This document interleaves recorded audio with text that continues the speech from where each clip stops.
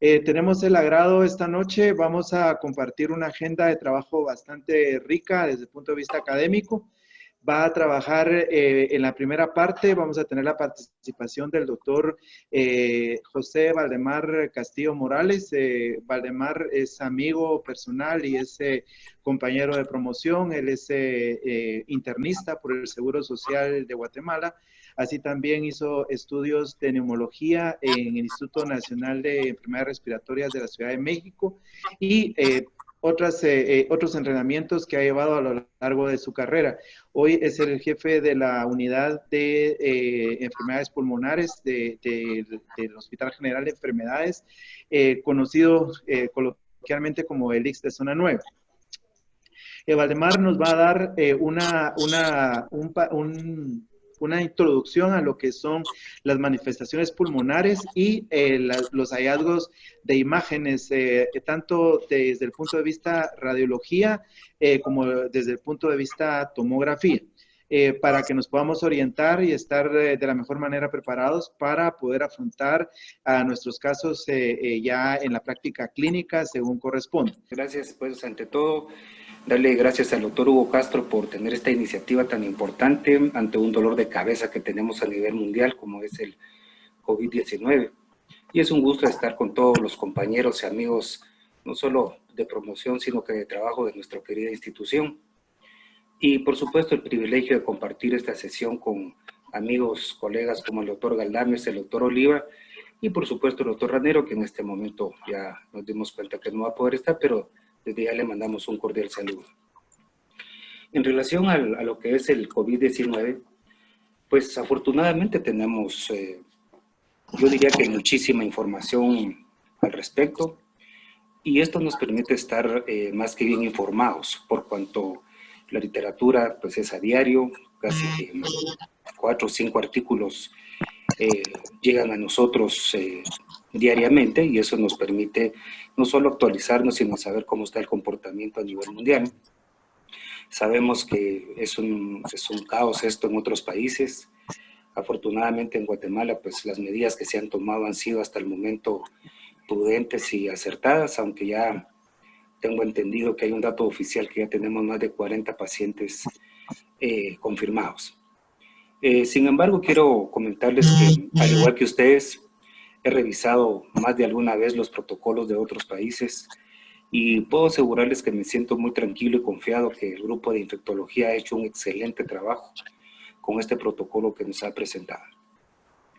Desde el punto de vista clínico, como ustedes bien saben, esta es una enfermedad que no discrimina edad, género, sexo o condición social. Ya se han reportado muertes en niños, ya no solo en adultos mayores, recién nacidos incluso. Hoy en la mañana salió una noticia de que un niño en Italia, ya recién nacido, salió del problema, de tal manera que nos abarca a todos en general.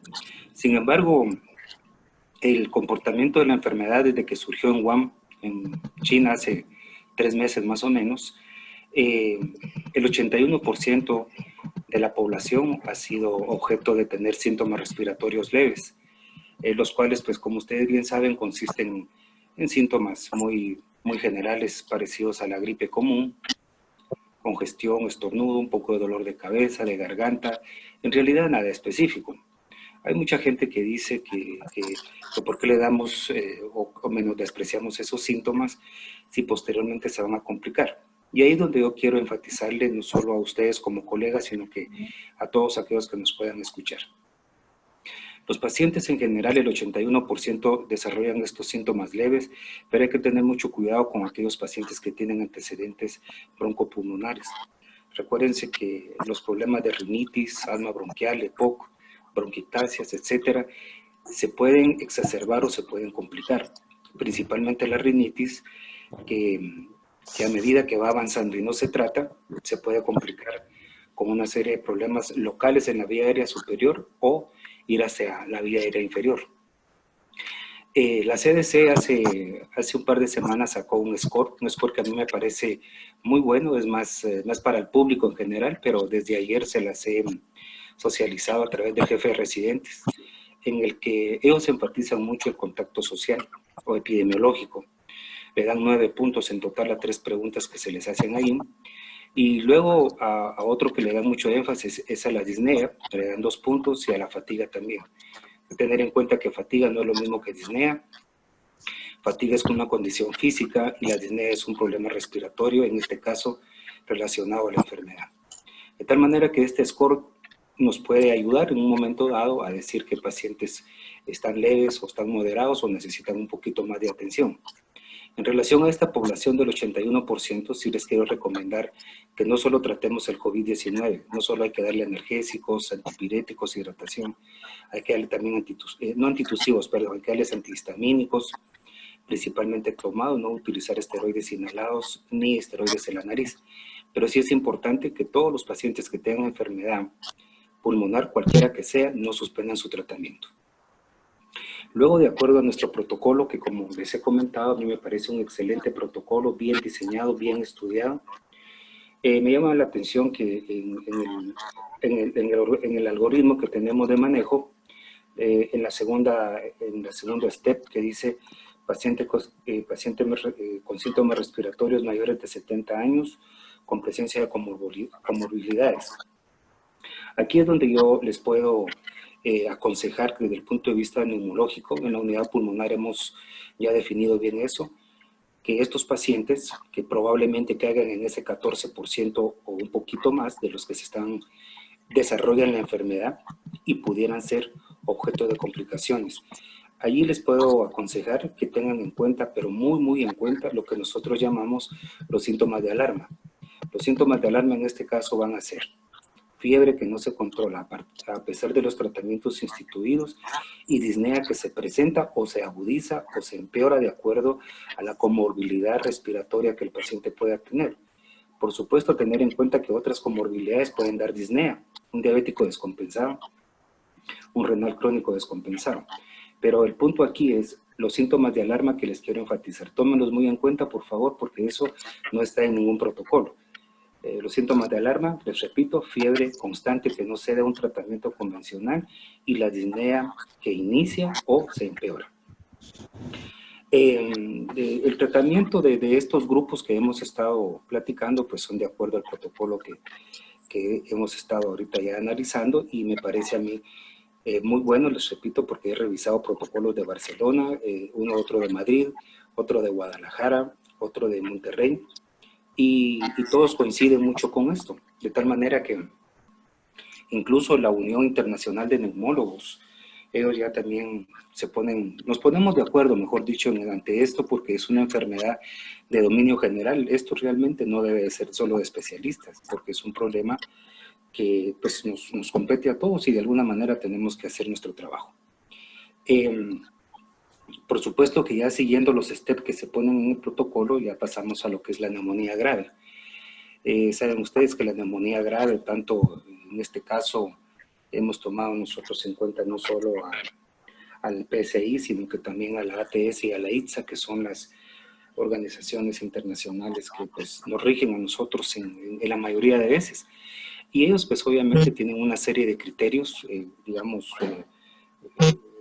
que van desde, como ustedes bien saben, de hipotensión, cianosis, de saturación, leucocitosis, hipocalemia, en fin, una serie de complicaciones metabólicas, electrolíticas y hemodinámicas.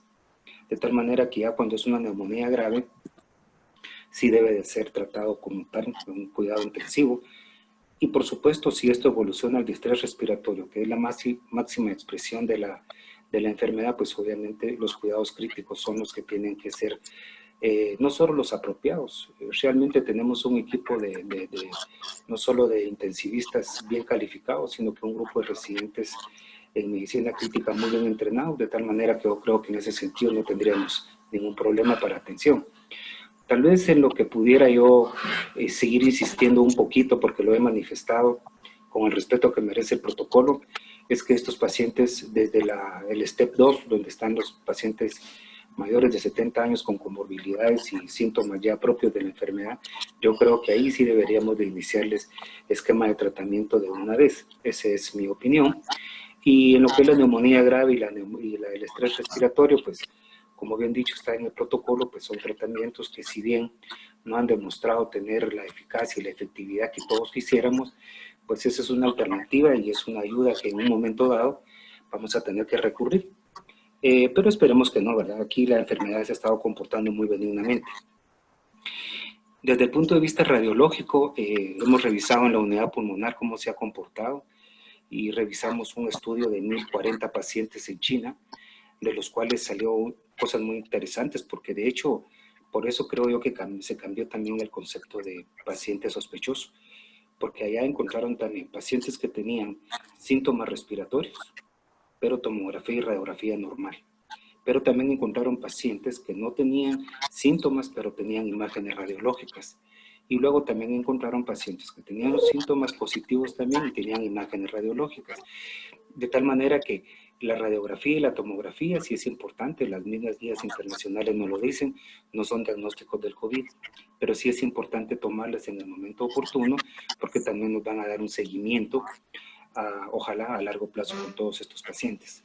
De tal manera que la evolución es, al inicio pues puede ser una radiografía o una tomografía normal, y a medida que el virus avance hacia la vía inferior, va a ser periférico, va a ser subpleural, lóbulos inferiores, va a empezar con la clásica imagen de vidrio despulido, y obviamente luego va a ser consolidados, va a ser engrosamiento de los septum, y finalmente va a ser lo que llamamos un CIRPA. Esto es muy evolutivo porque en 3 o 4 días el paciente ya puede presentar todos estos cambios y obviamente tener complicaciones severas. De tal manera que esto finalmente se viene resolviendo cuando el paciente ha salido de todo el problema y se ha controlado la infección. La radiografía se puede limpiar incluso en 15 o 20 días. Teniendo en cuenta también que hay un grupo de pacientes que pueden estar positivos hasta 28 días. De tal manera que el comportamiento, tanto clínico como microbiológico, tiene un amplio espectro, diría yo. Eso es lo que estamos aprendiendo de los países en donde mayormente hay complicaciones. Y pues ojalá, esperemos que aquí con nosotros esto sea mínimo o no se dé. Yo no sé, Gustavo. Sí, te escuchamos.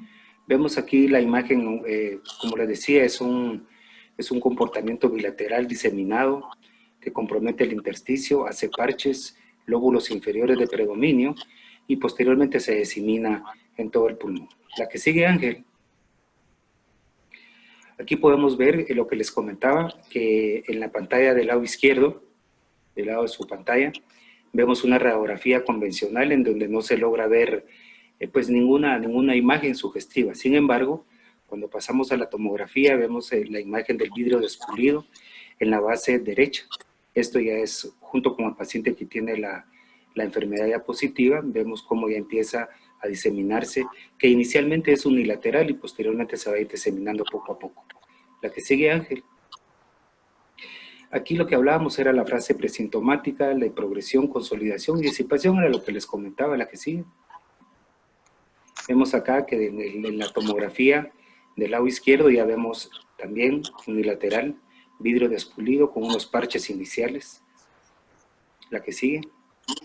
Aquí ya podemos ver lo que les comentaba, ya hay engrosamiento de septum, es bilateral, diseminado, periférico, subpleural, característico de las neumonías virales, en este caso el COVID positivo. La que sigue. Esta es otra proyección que básicamente ya son consolidados junto con otros datos que les he comentado. La que sigue. Esta es una tomografía muy importante porque tiene lo que llamamos el signo del pavimento loco. Estos son signos radiológicos muy característicos de neumopatías severas. Esto generalmente nosotros lo mirábamos en proteinosis alveolar, sí, y ahora lo estamos viendo acá en estas imágenes que realmente, pues como es una nueva enfermedad, nos vamos a acostumbrar, creo yo, a ir viendo esta clase de imágenes. La que sigue. Esta es otra proyección, vemos la tomografía de la letra A en la que está la enfermedad propiamente dicha, y luego en el lado B ya la enfermedad resuelta, 15 días después de tratamiento ya resuelto. La imagen ya prácticamente está limpia, un 80-90%. La que sigue, por favor. Pues fíjense que lo que hemos revisado en la unidad, pues no es más que resultados de epidemiologías previas en relación a brotes anteriores.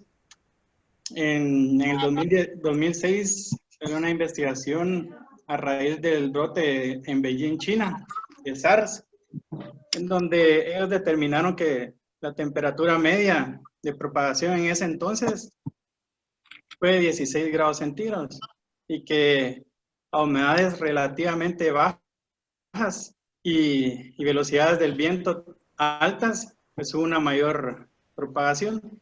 Pues esto no, en lo que hemos revisado en los primeros meses de esta pandemia, pues vimos que las temperaturas en los países variaban desde -2 grados centígrados a 7, incluso se publicó un artículo en marzo de este año, en donde se describieron pues las temperaturas medias, donde hubieron más de 1000 casos al inicio, variaban desde 5 grados centígrados a 11 grados centígrados, y una latitud arriba de 30 grados norte. Entonces sí pareciera ser que existe un comportamiento estacional. De hecho ¿cómo se llama? El secretario de Salud de Infectología de Estados Unidos le hicieron esa pregunta y él comentó de que definitivamente es un virus que probablemente sí va a ser estacional y lo vamos a tener que estar esperando entre octubre y marzo, según sus comentarios. Hasta acá nosotros pues tenemos esto para compartir con Gustavo. Gustavo, si hay alguna pregunta, algún comentario, pues estamos abiertos para poderlo discutir o comentar. Pulmonar de estos pacientes al recuperarse, además no sé si hay algunos datos o alguna información ya confiable. Sí, fíjate que la lesión alveolo capilar es aguda, entonces hay un problema en el intersticio. Lo que podríamos estar o vamos a encontrar, bueno, en China ya hay un grupo de pacientes que se quedan con disnea crónica debido a la lesión alveolo capilar y probablemente a la fibrosis pulmonar que vaya a desarrollar, porque obviamente toda la cascada inflamatoria lesiona la membrana alveolo capilar. Entonces vamos a estar viendo probablemente síntomas relacionados a neumonitis y o a fibrosis pulmonar, que naturalmente en su momento les vamos a tener que aplicar el protocolo de neumopatías intersticiales, como hacerles espirometría, gasometría, eco, caminata de 6 minutos y estadificarlos a ver la calidad de vida. Entonces sí, tenemos el protocolo para identificar a estos pacientes y posteriormente darles algún tratamiento que pudiera facilitar su calidad de vida.